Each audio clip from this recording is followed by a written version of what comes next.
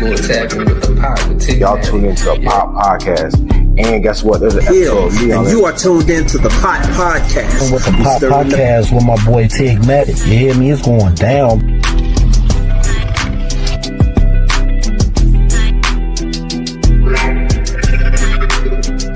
To follow the Pop Podcast with Tigmatic. That's that number one. That's that number one.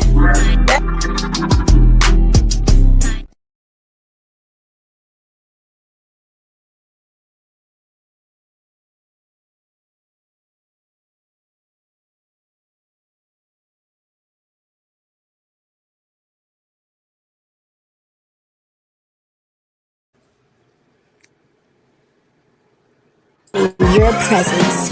Welcome to RAEdio RnB. Style isn't about following trends, it's about owning your presence. Welcome to RAEdio RnB, where bold fashion meets effortless online shopping. Discover statement-making styles for men and women, carefully curated to help you stand out wherever life takes you.